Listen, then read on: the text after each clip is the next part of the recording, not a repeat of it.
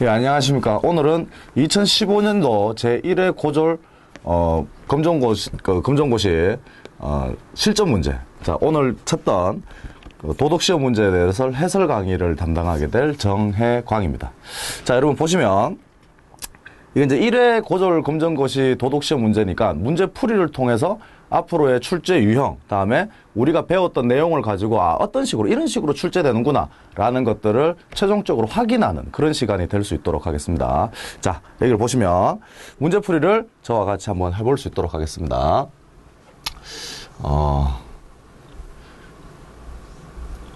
자, 1번 문제를 보시면 다음에서 공통적으로 강조하는 도덕적 가치는 이렇게 되어 있습니다. 여기 보시면 자, 자기가 바라지 않는 일은 남에게 하지 말라.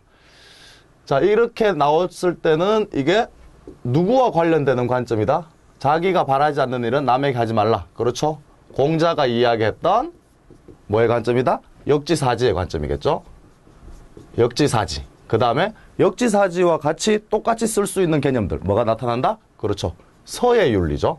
서는 같을 여자의 마음 심자가 더해지는 관점들을 이야기합니다.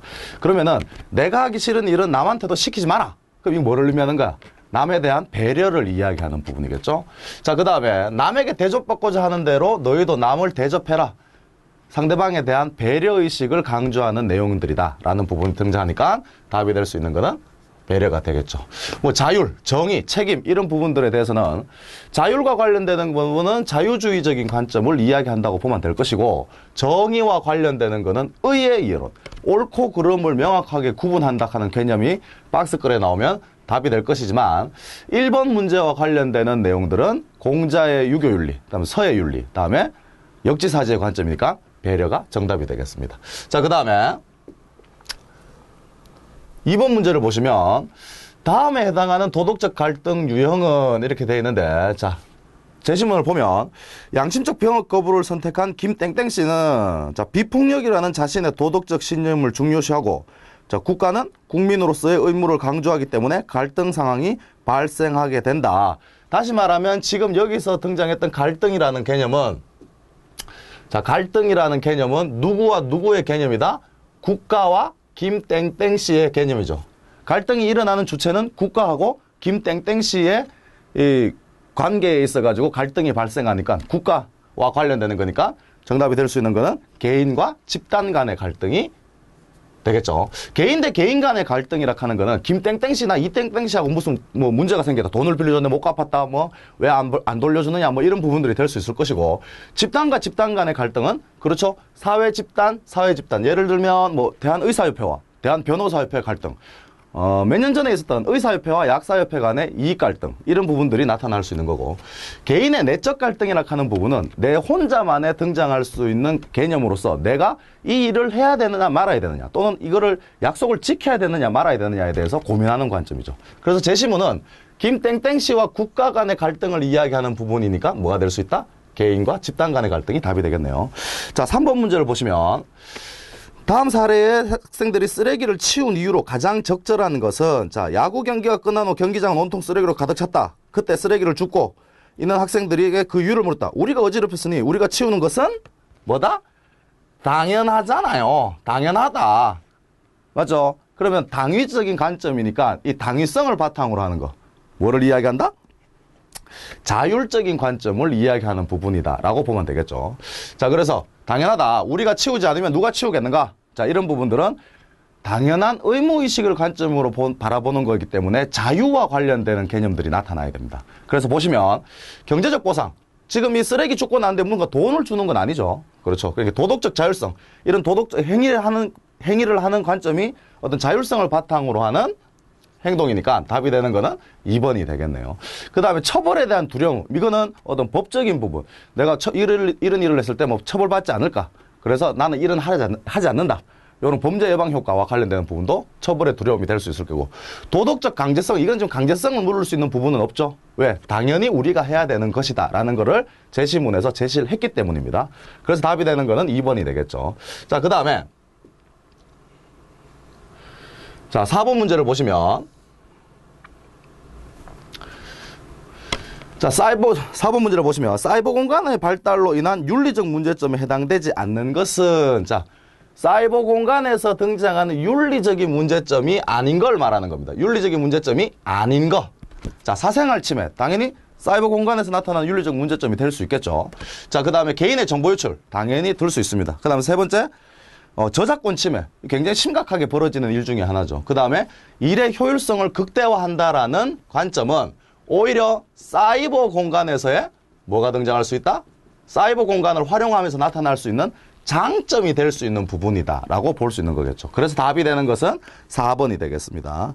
자, 그 다음에 5번. 자, 5번 문제 별표를 쳐셔야 되겠죠. 굉장히 중요한 부분이고, 이게 1회 시험에도 나왔지만 아마 2회 시험에도 분명히 나올 겁니다. 그래서 롤수와 관련되는 개념들은 우리가 완전하게 다 마스터를 한다라는 관점으로 공부를 하셔야 되겠죠. 자, 5번 보면 롤수의 정의 원칙 중 기억, 니은에 해당하는 원칙 사례로 적절하지 않는 것은 이렇게 되어 있습니다. 롤수의 정의 원칙 제2법칙을 보면은 최소 수혜자의 우선 배려 원칙이 등장을 하고, 니은은 공정한 기회균등의 원칙이 등장하는데, 이거에 대한 현실적인 예, 제가 수업 시간에도 항상 강조하는 부분이지만 이제는 이론을 묻는 문제가, 이론만 묻는 문제가 나온다기보다는 이론을 바탕으로 해서 현실적으로는 어떤 내용들이 나타나느냐를 복합적으로 묻는 문제가 잘 나온다는 이야기죠. 그렇기 때문에 이런 문제는 굉장히 좋은 문제라고 볼 수 있습니다. 그럼 보시면 기억, 최소수혜자한테 우선 배려 원칙을 해야 된다. 사회적 최소수혜자, 다시 말하면 사회적 약자를 말하는 부분이겠죠. 최소수혜자라는 부분은 사회적 약자를 이야기한다. 건강보험을 실시한다. 건강보험은 사회적 약자든 강자든 다 같이 뭐 한다? 건강보험을 하는 거죠. 해당 사항이 안 되고, 니은 공정한 기회균등의 원칙, 고위공직자의 재산 등록제를 실시한다. 이거는 공정한 기회균등의 원칙이 아니라 고위공직자로서의 어떤 윤리적 사명감, 도덕성을 검증하는 관점이니까 해당되지 않습니다. 자, 2번. 영화 사전 심의 제도를 폐지한다. 이거는 표현의 자유와 관련되는 부분이지 최소 수혜자에 대한 우선적 배려라고는 볼 수가 없습니다. 자, 다음에 선거 연령의 하향 조정. 자, 이걸 선거 연령을 하향 조정한다고 해서 공정한 기회균등의 원칙이다라고는 볼 수 없겠죠. 왜 그러냐면은 선거를 통해 선거 연령을 19세, 20세로 정해놨는 주된 이유는 정확한 사리 분별 능력을 가질 수 있는 나이대에 대한 잠정적 합의라고 보시면 됩니다. 무슨 말이냐면은 그래도 고등학교를 졸업하고 20살이 되어야지만 이 사람의 공약은 어떻고 이 사람의 인간성은 어떻고 이런 것들을 정확하게 판단할 수 있다라는 사회적 합의에 의해서 정해지는 거지. 선거 연령을 하향 조정한다고 해가지고 공정한 기회균등이다 라고는 볼 수가 없습니다. 자, 그 다음 세 번째 3번 장애인 고용 촉진 정책을 실시한다. 그렇죠? 기업에 해당되는 부분이 될 수 있겠죠. 장애인들은 어떤 기업가들은 장애인들을 잘 채용하지 않으려고 하죠. 그러면 장애우들은 영원히 뭐 똑같은 사람들, 일반적인 사람들처럼 직장 생활도 잘 하지 못하는 그런 경우가 발생할 수 있으니까 국가 정책에 의해 가지고 최소수혜자, 장애우는 여기서 등장한 최소수혜자, 사회적 약자에 해당될 수 있겠죠. 맞습니까? 그래서 장애인 고용 촉진 정책을 시행해야 된다. 이거는 뭐다? 최소수혜자에 대한 우선적인 배려의 원칙에 해당이 된다라고 볼 수 있습니다. 그 다음에 니은 공정한 기회균등의 원칙, 공무원 시험의 학력 제한을 폐지한다. 그렇죠? 공무원, 국가를 위해서 봉사하는 집단이죠. 그럼 국가를 위해서 봉사하는 집단, 국민을 위해서 봉사하는 집단에 대해서 너무 학력을 높게 잡게 되면은 내가 뜻하지 않게 경제적 이유 때문에 대학을 못 나왔다. 또는 고등학교를 못 나왔다. 이런 부분들에 대해서 봉사할 수 있는 기회를 원천적으로 차단해 버리니까 공무원 시험의 학력 제한을 폐지하는 것은 기회균등의 원칙에 해당된다고 볼 수 있습니다. 그래서 답이 되는 건 뭐다? 3번이 되겠네요. 자, 4번도 보시면 직업 선택의 자유가 보장된다. 직업 선택의 자유와 최소 수혜자의 우선적인 배려는 관련이 없고 직업 선택의 자유는 자유권과 관련이 되는 부분이겠죠. 그 다음에 니은 국민기초생활보장제도를 실시한다. 이 국민기초생활보장제도는 최소수혜자에 대한 우선적 배려 원칙에 해당된다고 볼 수 있습니다. 그래서 답이 될 수 있는 것은 3번이 되겠네요. 자, 그 다음에 6번 문제를 보시면 자, 복지사회 실현을 위한 사회적 환경 조성에 해당되지 않는 것은 자, 뭐 한다? 않는 걸 찾는 겁니다. 자, 않는 거를 찾는 건데 어떤 내용이다? 복지사회를 실현한다 하는 관점에서 가장 중요한 내용은 복지사회는 뭐를 굉장히 중요시 여기는 관점이다? 그렇죠. 인간의 존엄성을 중요시 여기는 국가 제도 중에 하나가 복지사회죠.